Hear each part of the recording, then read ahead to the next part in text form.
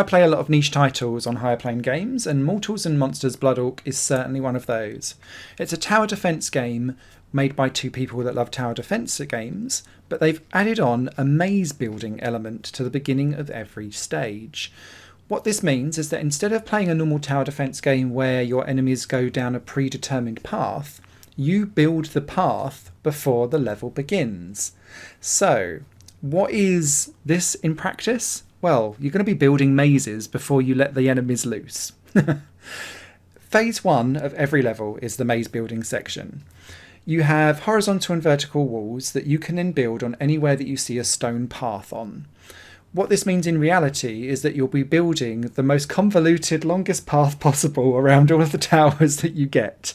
And I quite enjoyed the logistical brain work that needed to go on behind this, as you worked out how could I constantly make the enemies go and veer closer to my tower placement, like nodules on the map where possible, so that they could stay within range of things that I would potentially place there in the future. Because you can't then alter your maze once you've completed it and moved on to the actual battle section of the game, you're kind of going in blind though. So you have to think in general terms, and what I found was doing long straight lines with like zigzag walls in between to make it constantly go back and forth and not run at full speed was advantageous. Just a tip there, FYI. Once you've then completed the actual mazes themselves, you then go into the tower defense battle mode, and so far so very tower defensey. You have up to 10 different types of towers. They range from your usual stuff such as like your archeries, your guns, your slow down towers, steam acting as ice really. There's a mortar attack like a bomb one. I quite like the theming of a ghost tower to go and haunt your enemies to death.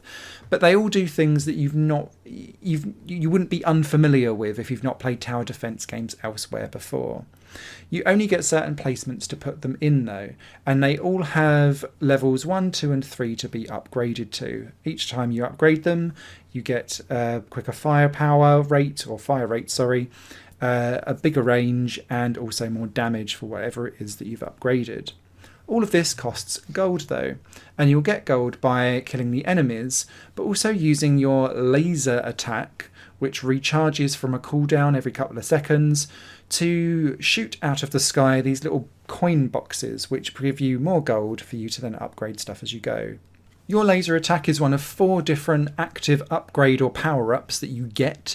They're again upgradable too for gold, and the main one that you'll be using is the laser attack because it recharges really quickly and you can upgrade it to a point where it's really or full of damage rather, particularly for when you've got like hordes of smaller enemies running towards you, like your orcs or like your weird dinosaur monstery type things, the purple things that keep running quite quickly around your maze. So, this goes through 30 levels, but the difficulty of this game is brutal. I struggled on normal mode to make it past level 4. I will not be proud in saying this, but I'll say it anyway. I dropped to easy to be able to see the rest of the game. And the reason for that is that it seems to be down to the map building element of this game. That if you haven't thought of the exact longest way of going around things, you're then losing time, which is then time that you could be spent damaging things. And you do have like a castle keep at the end of the level, which is full of HP. So any enemies that make it around your maze pop out the other side and then bash up your castle keep. Once that keep is got no HP left, it's game over. So you've got to make sure that you keep them in the maze and keep pummeling them with something whilst they're in there. This brings me to the game's biggest weakness, and it's its camera. The camera in this game, from your viewing perspective, is from a top-down, slightly isometric perspective, but it's the way how the camera kind of pans around you, so that only what is dead center in the screen is actually in a straight line in front of you. Everything else slightly bends off screen. So whenever you're pushing upwards, you're not going straight direct up. You're slightly bending to the left or right, depending on which direction you're going. And this makes maze building an absolute faff and chore.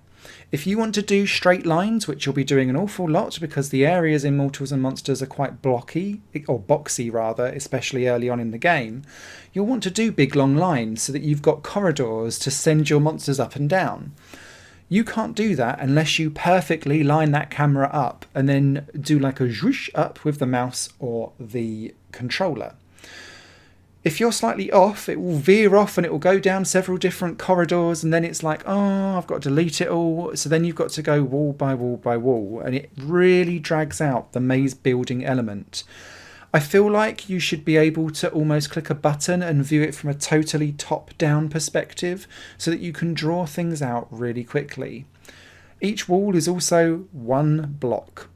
So there's no way of like popping down a 5-block long horizontal or vertical wall or something like that so that you can shorten things. So it makes the maze building quite arduous, and quite often you'll spend just as long, if not more time, in the maze building than you do in the actual battles, and that feels wrong to me.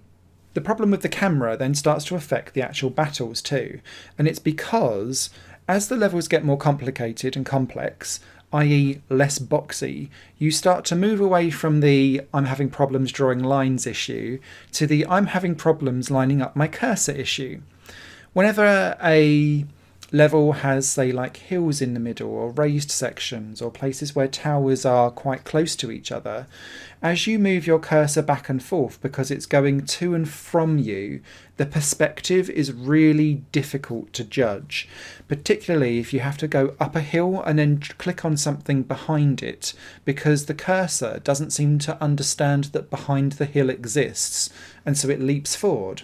Really difficult in maze building because quite often that leaves like a gap in your wall open that the tracking ball, which I absolutely love in terms of being able to show where your enemies are going to go when you're building the maze, your tracking ball will be like, oh, I've spotted a little hole, yoink, through I'll go.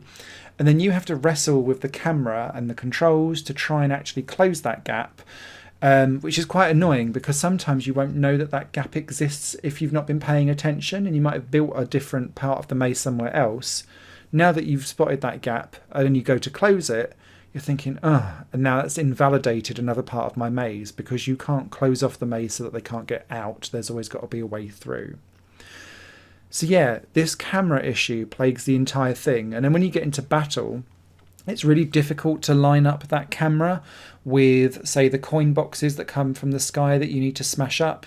And the enemies, there's like this elephant that goes in with like flames in a chariot on top that only you can kill with your laser attacks and active abilities. The towers ignore them.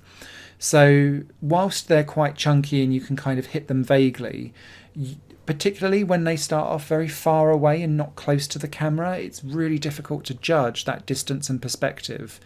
And again, judging distance and range, when you've then placed down a tower, judging the radius of that tower is quite difficult because it's got this dotted orange line that kind of vaguely shows you the tower's range, but it's not very clear because the entire game is brown stone and like orangey grey, so it all kind of blends into each other. I found that the graphics made my eyes tired as I got further into the game as well. It doesn't look great, I'm not a graphics snob, but when it starts to make it difficult to pick out some of the UI, that's where I start to draw the line. So yeah, I would like to see a bit more contrast in some of the UI in a future update as well. I've been quite moany for the last couple of minutes, and it's because I got fatigue in this game, and I got it earlier than I thought I would do, given my initial excitement for the maze building element of this, but also just we're hardcore fans of tower defense games, and this is a hardcore game that we'd like to try. I think some usability testing would have done really good wonders with this game. I hope that the camera problems could be sorted, because that would then bring a little bit of joy back into the maze building element of it. And I genuinely think that if you're a hardcore tower defense gamer, you would probably get an awful lot of hours out of this type of game. But just know going in, this is a real rough around the edges product that's been made with a lot of love, but is made through very specific eyes, and if you aren't aligned with what they're thinking and feeling, I think you might have a rough ride. Written review will be over on higherplayinggames.com. Any questions, leave them down below. Hope that was informative. Bye-bye.